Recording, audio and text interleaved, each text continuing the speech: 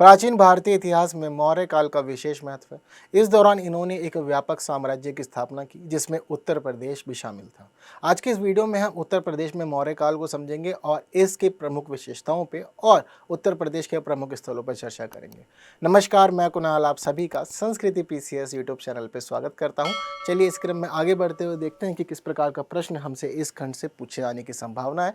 तो प्रश्न आप लोग की स्क्रीन पर है जो आपको बता रहा है मौर्यकालीन केंद्रीय प्रशासन की विशेषताओं का वर्णन करते हुए उत्तर प्रदेश में इसके विस्तार का उल्लेख कीजिए। तो स्थिति अपने आप में विशेष है, आपको मौर्य काल पता होना चाहिए, इसके केंद्रीय प्रशासन की क्या क्या विशेषताएं हैं यह पता होनी चाहिए और उत्तर प्रदेश में इसका विस्तार किस प्रकार से था यह पता होना चाहिए। हालांकि बहुत बड़ा साम्राज्य इन लोगों ने स्थापित किया था और अशोक के काल में तो हम देखते हैं कि दक्षिण भारत का भी एक बड़ा क्षेत्र शामिल था। बात क्लियर है? तो कहीं ना कहीं यह बातें हम लोग के लिए बहुत अधिक खास है।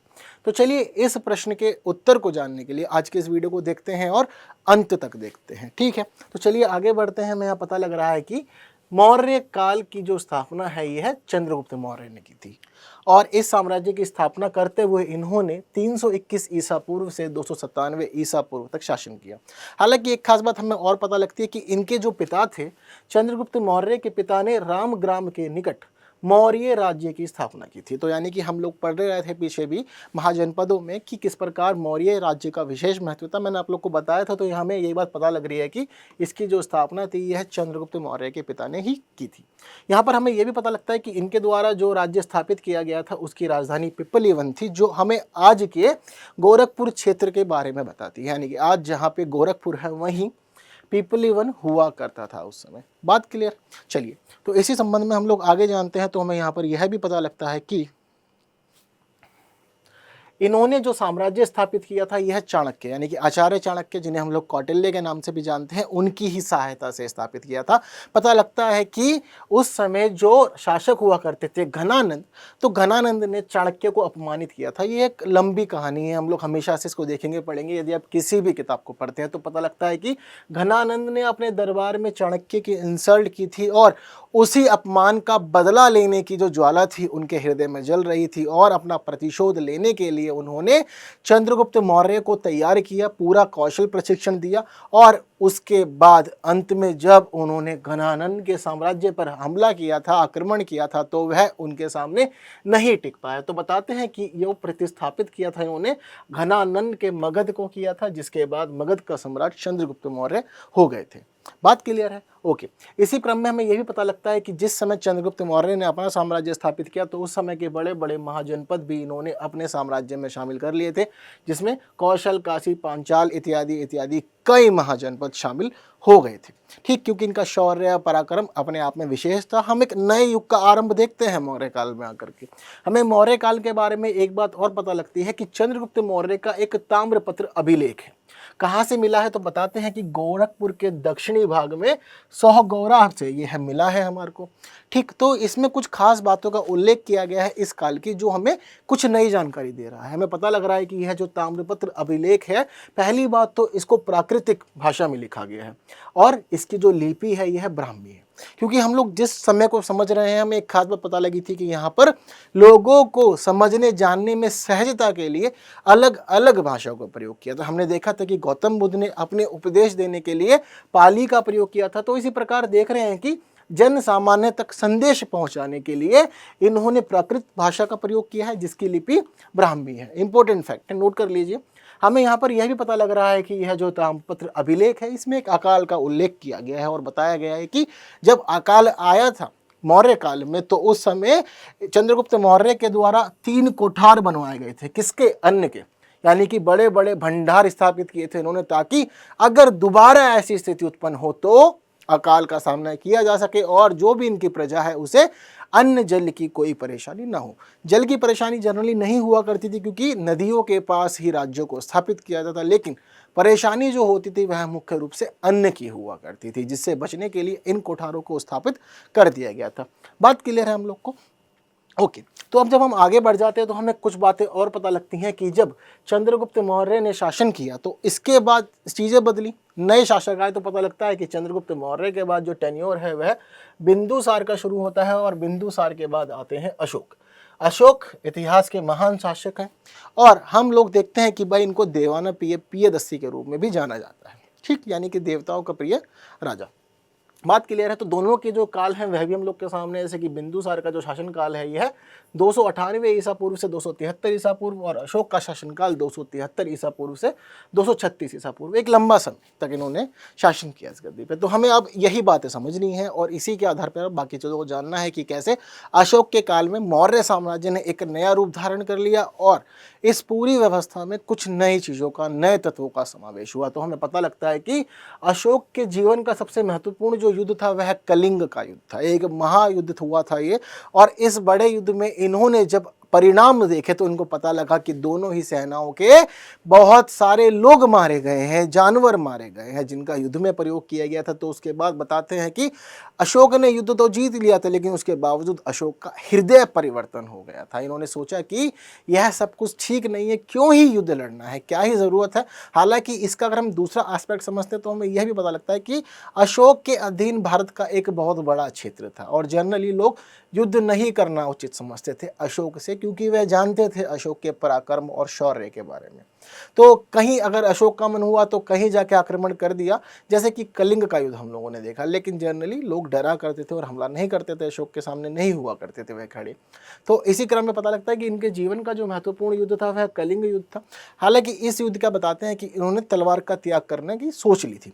ऐसा नहीं है कि इन्होंने बिल्कुल गौतम बुद्ध की तरह अपना घर छोड़ दिया, बाहर निकल गए हैं और उसके बाद फिर अब सोचना है कि समाज सेवा करनी है, साधुत्व अपना लेना, नहीं, ऐसा नहीं किया।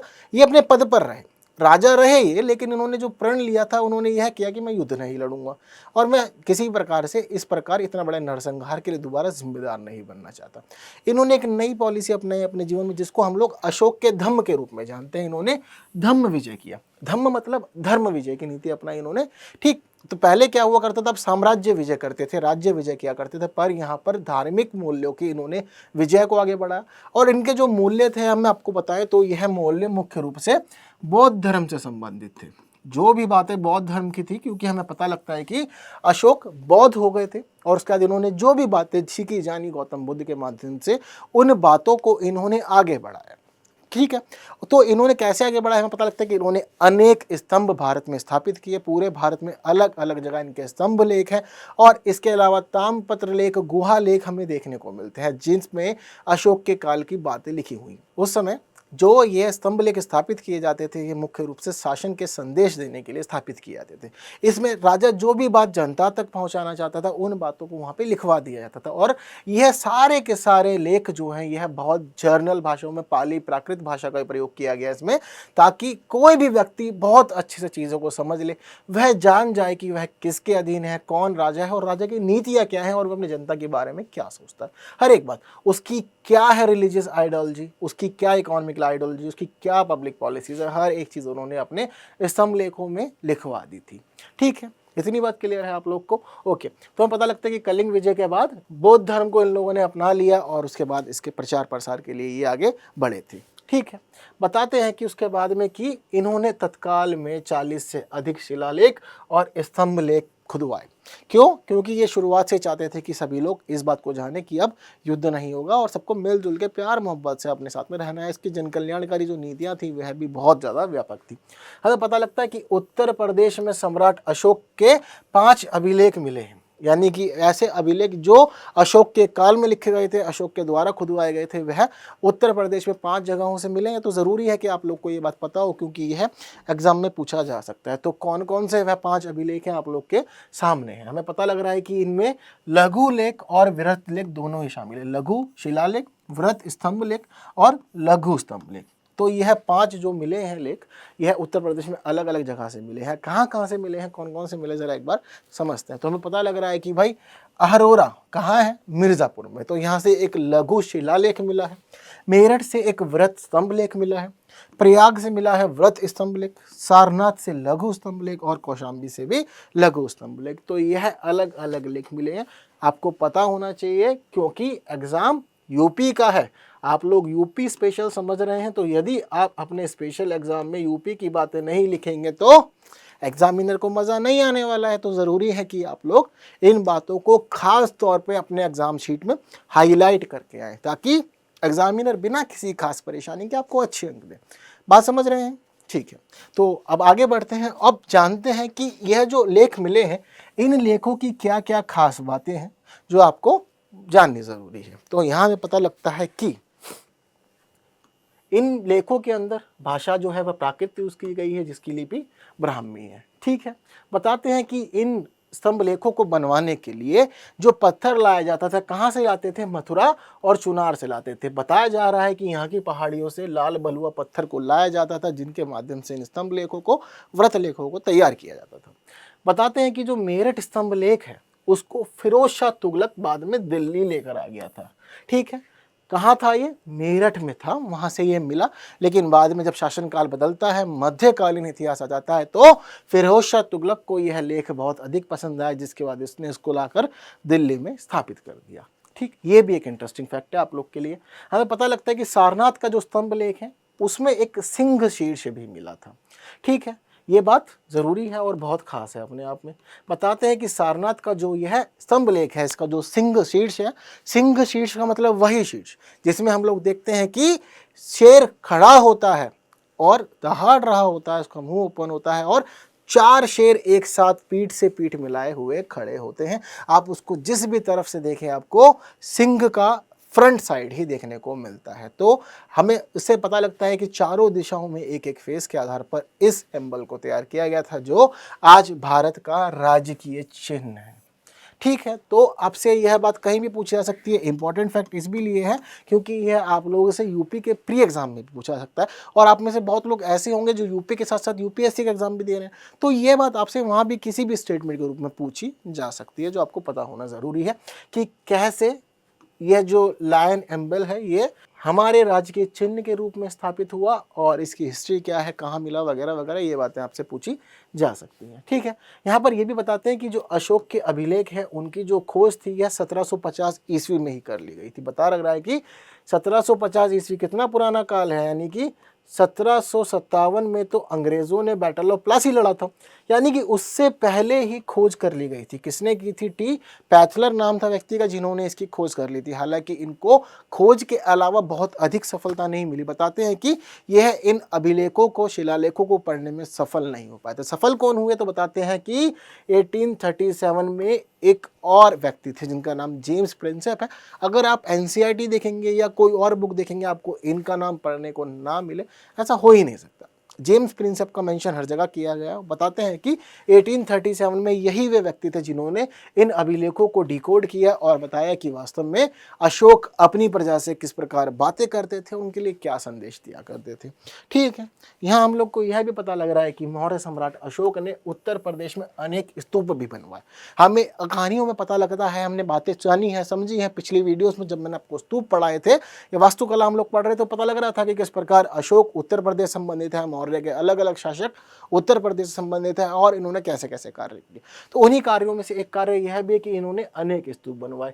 कहाँ पे? उत्तर प्रदेश में। एक खास बात मैंने आप लोग को पहले बताई थी, रिवाइज करवा देता हूँ कि गौतम बुद्ध के अवशेषों से 8 स्तूप तैयार किए गए थे, जो उनके ओरिजिनल बनाए गए थे स्तूप उस समय। ठीक है, बताते हैं कि इन 8 स्तूपों में से एक स्तूप ऐसा है जिसको रामग्राम स्तूप कहा जाता है, जिसको आज तक नहीं खोला गया। बाकी इसके अलावा जो 7 स्तूप है, हमें पता लगता है कि उन 7 स्तूपों को सम्राट अशोक ने तुड़वा दिया था। तुड़वाना इन द सेंस क्या कि उसको खुदाई करवाई थी। खुदाई करवा के गौतम बुद्ध के जो अवशेष थे बॉडी के, जो उनके रेलिक्स थे, उनको निकलवा करके और भी भागों में विभाजित किया था और नए नए स्तूप स्थापित करवाए थे बुद्ध के अवशेषों से।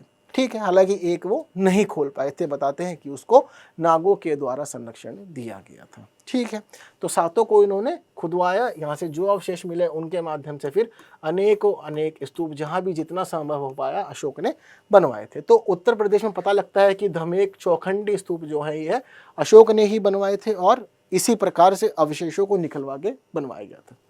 बताते हैं कि अशोक के काल में जो स्तूप बनाए गए थे उनमें ईंट और रोड़ी का बड़ी मात्रा में उपयोग किया गया है, यानी कि अच्छी मजबूती दी गई है उनको। हमें यहाँ पर यह भी पता लग रहा है कि जो बौद्ध ग्रंथ है वह यह बताते हैं कि अशोक ने अपने काल में, ऐसा नहीं है कि सिर्फ और सिर्फ गौतम बुद्ध के इन 8 स्तूपों को खोला, जिसमें से 8 स्तूप में से वो 7 ही खोल पाए थे, तो इनको खोला और उसके बाद स्तूप बनवाए। इसके अलावा बताते हैं कि इन्होंने स्तूप की दिशा में बहुत बड़ा कार्य किया, और जो हमें उल्लेख मिलता है वह मिलता है 84,000 स्तूपों का, कि उन्होंने इतने अधिक मात्रा में स्तूप अपने काल में बनवाए। एक बड़ी संख्या है अपने आप में, है ना। और कहीं ना कहीं ऐसी संख्या अतिशयोक्ति भी उत्पन्न कर देती है। हालांकि आपको नहीं सोचना है, जो बातें हमें जानने देखने को मिल रही हैं सिर्फ उस पर आगे बढ़ना है। पता लगता है कि जो मौर्य काल था मुख्य रूप से केंद्रीय प्रशासन पर बेस्ड था, यानी कि सारे के सारे काम जो थे वह अधिकांश केंद्रीय प्रशासन के अनुरूप ही चलते थे। हालांकि मौर्य साम्राज्य बहुत अधिक बड़ा था, तो बहुत अधिक बड़ा साम्राज्य होने के कारण हर जगह पे संभव नहीं था कि अशोक या कोई और मौर्य शासक खुद संभाले मामला। तो ऐसी स्थिति में इन्होंने इसको छोटे छोटे खंडों में विभाजित किया, और छोटे छोटे खंडों में विभाजित करते हुए अलग अलग स्थान अलग अलग लोगों को सौंप दिया, ताकि प्रशासनीय जो भी सुलभता हो सके, सहजता हो सके, उस दिशा में कार्य किया जाए। बात क्लियर है। तो लेकिन केंद्रीय शासन पे ही आधारित था मौर्य काल, ऐसा ही माना जाता है। हमें पता लगता है इसके बारे में कि इस काल में अनेक अध्यक्ष थे, यानी कि ये सभी इनके पदाधिकारी हैं जो पूरी की पूरी व्यवस्था संभाला करते थे। कहते हैं कि मौर्य काल को जो पूरा का पूरा प्रशासन था, यह उसके 18 विभाग संभालते थे, यानी कि जो भी जिम्मेदारी हैं जैसी भी हैं उन सभी के कार्यान्वयन के लिए 18 विभाग बनाए गए, और हर एक विभाग का एक हेड हुआ करता था जिसको अध्यक्ष के रूप में जानते थे। ये जनरल टर्म है, हम लोग बता रहे हैं, लेकिन सबके नाम अलग अलग थे जो जनरली एग्जाम के पर्सपेक्टिव से बहुत इंपॉर्टेंट है और अलग अलग एग्जाम में पूछे जाते हैं। तो हमें पता लग रहा है कि इस समय एक अधिकारी हुआ करता है जिसको समाहर्ता कहा जाता था, यह है राजस्व विभाग का अध्यक्ष हुआ करता था। तो ऐसे क्वेश्चन कई बार पूछे गए हैं, जनरली हम लोगों ने देखा है कि प्रिलिमिनरी एग्जाम्स में तो ऐसे क्वेश्चन आते ही हैं। तो वही बात सारी यहाँ पर हम लोग के सामने आ गई है कि जो समाहर्ता है यह राजस्व विभाग का अध्यक्ष, सन्निधाता कोषाध्यक्ष, यानी कि जो फंड्स होते थे साम्राज्य के उनको देख रेख करता था। इसके अलावा अगला व्यक्ति है जिसका नाम है कर्मांतिक, जो उद्योग विभाग का अध्यक्ष हुआ करता था। इसके अलावा अंतर्वशिक, जो सम्राट की निजी सुरक्षा को देखता था और इससे संबंधित निर्णय लेता था। पता लग रहा है कि एक और व्यक्ति था यहाँ पे जिसको अमात्य कहा जाता था। यह अमात्य सभी तीर्थों का प्रमुख हुआ करता था। तीर्थ मतलब कि ये जो विभाग हुआ करते थे, इन विभागों को उस समय तीर्थ के रूप में ही जाना जाता था। तो वही बात बता रहे हैं कि जो सारे तीर्थ थे इनका जो हेड था उसको अमात्य कहते थे। ठीक है, तो पता लग रहा है कि एक और व्यक्ति जिसका नाम पाणियाध्यक्ष, ये क्या करते थे, वाणिज्य विभाग संभालते थे। एक और व्यक्ति एंग्रोनोमोई, यह क्या करते थे, मार्ग संभालते थे कि किस प्रकार से रास्तों पे कंस्ट्रक्शन होगा और लोगों के आने जाने के लिए, ट्रेड के लिए, बैलगाड़ियों के आने जाने के लिए अच्छे रास्ते तैयार होने चाहिए। साथ साथ राजस्व विभाग की जिम्मेदारियां भी इनके कंधों पर आ जाती थी। ठीक है, तो क्योंकि आते आते थे टैक्सेशन वगैरह वसूलना पड़ता था, तो वह सभी बातें यहाँ पे शामिल है। ठीक, दो तरह से अलग अलग, जैसे कि रास्तों वाला जो टैक्स था वो अलग और जो जर्नल आ रहा है वो अलग। ठीक है, हमें यहाँ पर यह भी पता लग रहा है कि एक और अधिकारी है जो रुपये दर्शक के रूप में आने आते थे। रुपये दर्शक मतलब आज से जोड़ सकते हैं ना, हम लोग क्या जानते हैं, रुपये मतलब हमारी करेंसी, और दर्शक मतलब कि जो व्यक्ति मुद्रा का निरीक्षण करेगा वह रुपये दर्शक हो जाएगा। ठीक है, तो यह प्रमुख अधिकारी हैं जो मुझे ज़रूरी लगा कि आप लोग को पता होने चाहिए, ताकि आपसे एग्जाम में पूछे जाए तो आप लोग बता दें। इस काल की मुद्रा भी अपने आप में खास थी। हमने देखा ना अभी कि रुपये अध्यक्ष बनाया गया था। ठीक है, तो जो रुपया दर्शक था उसके ऊपर जिम्मेदारी थी करेंसी का निरीक्षण करने की। तो कैसी करेंसी इस समय चल रही थी, तो हमें पता लगता है कि इन्होंने सोने के सिक्के भी चलाए, चांदी के भी और तांबे के भी, यानी कि हम देख रहे हैं कि अलग अलग धातु का प्रयोग कर रहे हैं, तो अलग अलग महत्व होता था। जनरल पब्लिक जो थी मुख्य रूप से पता लगता है कि तांबे के सिक्के ही रोजमर्रा के दैनिक विनिमय के लिए प्रयोग करती थी। और हमें यही पता लगता है कि सोने का मुख्य रूप से प्रयोग जो था वह इंटरस्टेट ट्रेड के लिए किया जाता था। यह हमें पता लगता है। रोज की पब्लिक, जनरल पब्लिक तो यूज़ नहीं कर सकती ना सोने के सिक्कों को।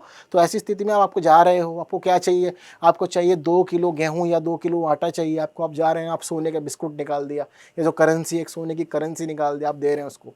वो सोच रहा है कि भाई इतनी महंगी धातु और आप लेके आ रहे हैं आटा, तो कहीं ना कहीं व्यवस्था नहीं बैठ पाती। तो पता लगता है कि चीज़ें थी, बट मुख्य रूप से बड़े मात्रा में जो हम लोग इंपोर्ट एक्सपोर्ट कर रहे थे वहीं इसका प्रयोग होता था। ठीक, और हर एक मुद्रा को अलग रूप से, अलग नाम से जाना जाता था।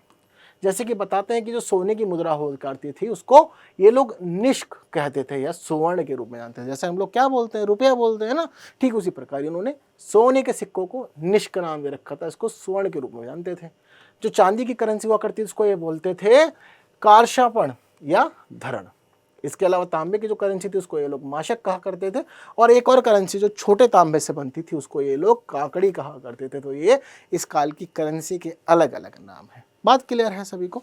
ठीक, आगे बढ़ते तो हमें पता लग रहा है यहाँ पर कि ऐसा अवशेष मिले हैं, ऐसे उल्लेख मिले हैं कि मौर्य काल की अपनी खुद की टकसाल थी, यानी कि राजकीय टकसाल हुआ करती थी जो मौर्य शासक के अधीन हुआ करती थी, और वहाँ इसके आदेश अनुसार ही सिक्के तैयार किए जाते थे। अब समय देख रहे हैं कि समय बदल गया। एक समय ऐसा था महाजनपदों में जब शुरुआत होती है पंच मार्क्ड कॉइन्स की।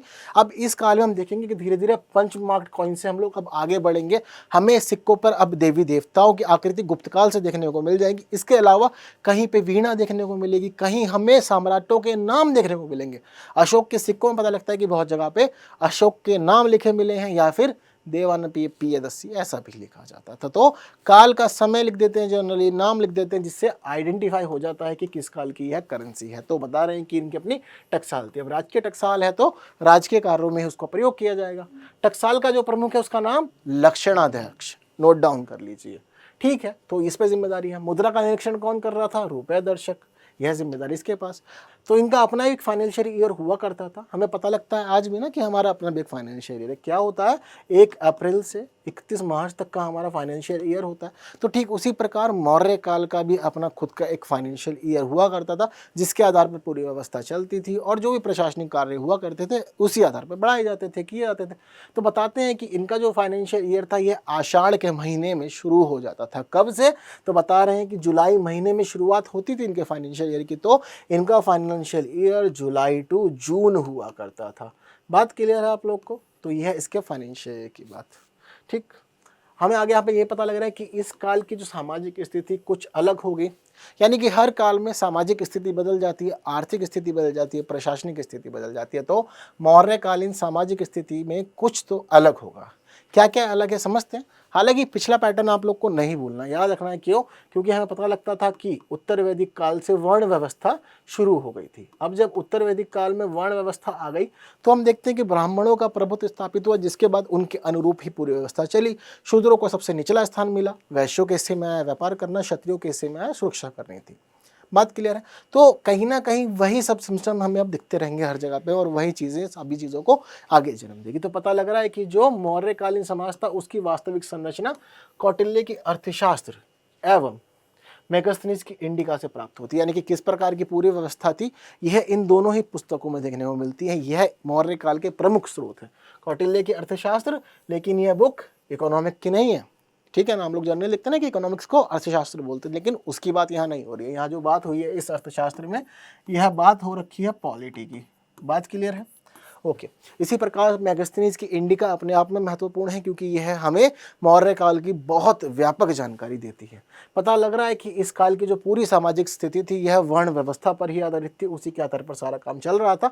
और अब वर्ण व्यवस्था जो थी यह व्यवसाय का निर्धारण भी कर रही थी, यानी कि अलग अलग व्यवसाय के आधार पर लोगों की जातियां चल रही थी, और पूरा का पूरा मामला ऐसे ही आगे बढ़ रहा था। तो कहीं ना कहीं देख रहे हैं कि पिछला पैटर्न ही आगे अब बढ़ गया है। ठीक है, आगे हम लोग देख पा रहे हैं कि हमें पता लगता है कि इस काल में 7 जातियों का उल्लेख किया है। किसने किया है? तो पता लग रहा है कि मेगास्थनीज ने अपने इंडिका में यह बात बताई कि मौर्य काल में 7 प्रकार की जातियां हुआ करती थी। लेकिन हम लोग समझते हैं पिछला पैटर्न जो चला आ रहा है वैदिक काल से, वह क्या था कि 4 प्रकार के वर्ण होंगे। ठीक, वर्णों में अलग अलग जातियां और चारों ही वर्णों के अलग अलग दायित्व बताए जाते थे। बात क्लियर है? तो वही चीज हम लोग यहाँ देख रहे हैं। तो मेगास्थनीज की इंडिका के अनुसार 7 प्रकार की जातियां थी। तो कौन कौन सी जाति में लोग बटे हुआ करते थे, और ये जाति ना इनके व्यवसाय को, कार्य को सूचित करेगी। कैसे सूचित कर रही है? जैसे कि एक व्यक्ति दार्शनिक, इसको हम लोग ब्राह्मण मान सकते हैं, जो हमें बताएगा कि कैसे आप जीवन जिएंगे। मतलब दार्शनिक कौन होता है? जो हमसे अच्छी अच्छी बातें कर रहा है, हमको बता रहा है जीवन में यह काम नहीं करना चाहिए, देखो बेटा चोरी नहीं करनी है, देखो बेटा बड़ों का सम्मान करना है, देखो विद्या लेनी है, पढ़ाई लिखाई करनी है, किताब में यदि पैर लग जाए तो फिर उसको माथे से लगाना है। ये एक दार्शनिक विचारधारा होती है। तो यह कार्य कौन करेगा इस काल में? मुख्य रूप से पता लगता है कि यह दायित्व ब्राह्मणों के हिस्से में है। किसान अपने आप में खास है, क्योंकि भाई फसल उगाएंगे तभी सब खाएंगे और जीवन चलेगा। एक और व्यक्ति जिसके ऊपर जिम्मेदारी थी शिकार और पशुपालन की, इसको एक अलग जाति का यहाँ नाम दे दिया। एक और व्यक्ति जो शिल्पी है या कारीगर है, इसको अलग जाति डिफाइन कर दिया। एक अलग जाति ये लोग मानते थे कि योद्धा अलग है। तो योद्धा जाति में पैदा हुए हैं आप, आपको योद्धा ही बनना है, आप शूरवीर हैं, आप सूर्यवंशी हैं, आप चंद्रवंशी हैं, इत्यादि इत्यादि बातें इसके लिए प्रचलित थी। इसके अलावा एक और व्यक्ति, जैसे कि जिसको बोला था कि गुप्तचर है ये, या निरीक्षक, ठीक है। इसके अलावा अमात्य एवं सभासद, जिनको पार्षद या सलाहकार बोला जाता था राजा का। बात क्लियर। तो इस प्रकार की 7 जातियां मौर्य काल में चल रही थी और इसी के आधार पर पूरी व्यवस्था, पूरा समाज, पूरा प्रशासन जैसे भी चल रहा था, सब कुछ इसी आधार पर बटा हुआ था। बात क्लियर है।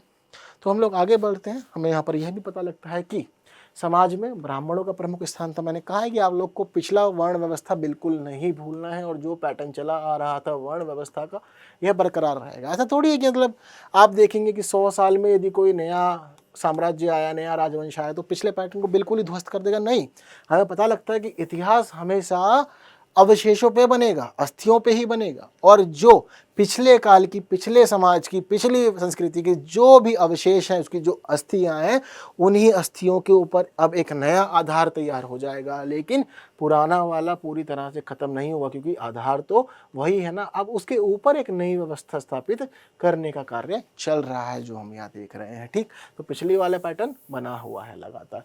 बता रहे हैं कि राजा के शिक्षकों तथा यज्ञ करने वाले पुरोहित ब्राह्मणों को यहाँ पर भूमियों को दान दिया जाता था। अब यहाँ से हमें भूमि दान का उल्लेख मिलना शुरू हो जाएगा। क्यों मिल रहा है? क्योंकि भाई देखो, सारा का सारा काम मुख्य रूप से धर्म आधारित है, ठीक है। वैदिक काल से हम लोग देख रहे थे, लेकिन अब धर्म के साथ में यहाँ पर जुड़ गया है साम्राज्य। अब राजा भी आ गया, अब धर्म और साम्राज्य दोनों जुड़ गए हैं, तो ये दोनों एक दूसरे के साथ मिलजुल के काम करेंगे। कैसे?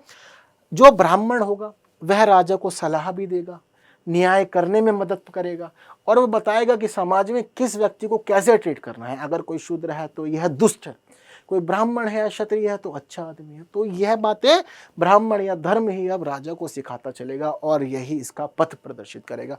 यहाँ हमें यह बात देखने को मिल रही है कि अब आपको एक खास व्यक्ति या खास समुदाय जब सहयोग कर रहा है प्रशासन चलाने में, और उसका सहयोग जरूरी है, तो आप क्या करेंगे? आप उसके प्रति अब अधिक थोड़ा सा अच्छा बिहेव करेंगे और उसको थोड़ा सा प्रायोरिटाइज करेंगे। तो प्रायोरिटाइज करने का मतलब है कि ठीक है, आपको भूमि दान कर दे रहे हैं।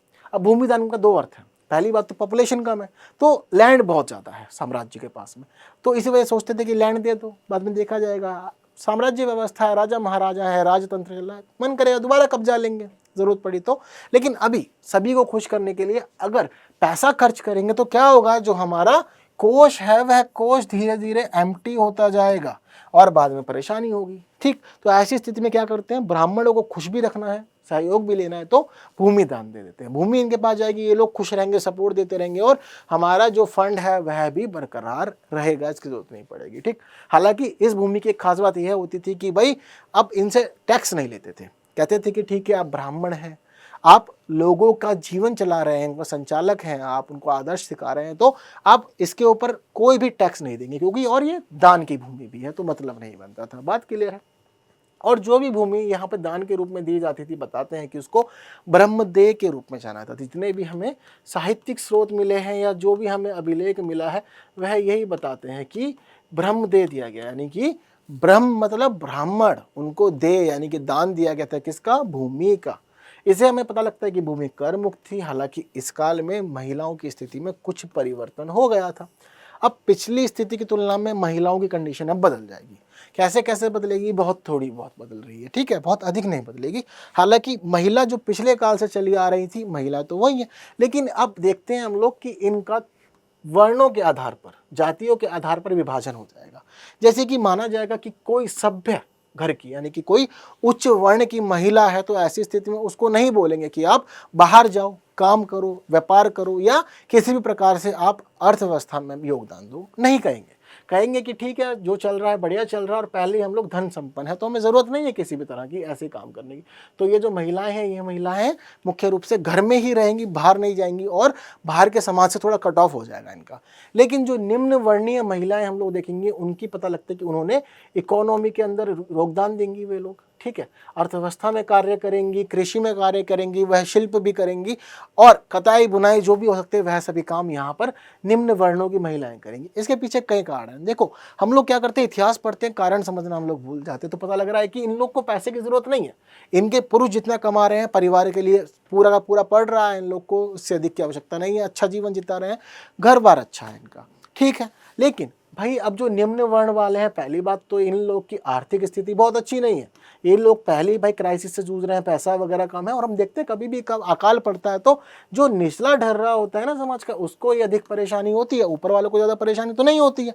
कितने लोग जानते हैं कि जब नोटबंदी हुई थी तो सब लोग यही कहते हैं ना कि हमने नहीं देखा कोई अमीर व्यक्ति बैंकों की लाइन में लग रहा है, ठीक है, या कोई पॉलिटिशियन लग रहा है, हमने ये बात हमेशा से सुनी है। तो वही बात यहाँ पे लागू होती है कि बड़े लोग सिक्योर हैं, वो अलग अपना अच्छे से रह रहे हैं, लेकिन जो निचला व्यक्ति है वह परेशान होगा और सारी जो भी मार पड़ेगी ना परिस्थितियों की, वो सारी मार इसी व्यक्ति पड़ेगी। तो इसीलिए जो निचले वर्ण की महिलाएं थी उनकी स्थिति यहाँ इसलिए अलग थी क्योंकि उनको पैसों की जरूरत हुआ करती थी, उनकी आर्थिक स्थिति अच्छी नहीं थी, तो वह घर से बाहर निकली, उन्होंने काम किया और अर्थव्यवस्था में योगदान दिया। तो इस प्रकार हम देखते हैं कि वर्णों के आधार पर अब महिलाओं की स्थिति भी अलग अलग हो जाएगी और वह अर्थव्यवस्था में अलग प्रकार से भूमिका निभाने लग रही है। हालांकि पैटर्न बहुत अधिक नहीं बदला, अभी महिलाओं की स्थिति बहुत अधिक सुधार नहीं हुआ था और उनको वैसा ही जीवन जीना पड़ रहा था जो वो पिछली स्थिति में जीनी थी, यानी कि घर के सारे काम उनके ऊपर ही थे। इसके अलावा समाज में निम्न स्थान दिया जाता था, समाज पूरी तरह से पुरुष प्रधान था और जहाँ अलग अलग तरह पे हम देखते हैं कि महिलाओं के अधिकार की बात जो शुरू होगी वह आधुनिक काल में होगी। इस काल में चल रहा है, समाज के आधार पर ही सारी व्यवस्था बढ़ती रहेगी। बात क्लियर है? तो यह सारी महत्वपूर्ण बात मौर्य काल से संबंधित थी जो मैंने आप लोग को सारी बता दी है। उम्मीद करता हूँ कि इससे बाहर परीक्षा में प्रश्न नहीं पूछा जाएगा। ठीक, तो आप लोगों ने वीडियो देखा है, चैनल को सब्सक्राइब जरूर कर लीजिएगा, बाकी साथियों तक भी शेयर कीजिए ताकि वे लोग भी पढ़े, जाने, समझे। फिर अगली वीडियो में मिलेंगे, कुछ नई बातों को करेंगे और आपको मेंस रेडी करने का कार्य हम लोग करेंगे। Thank you so much.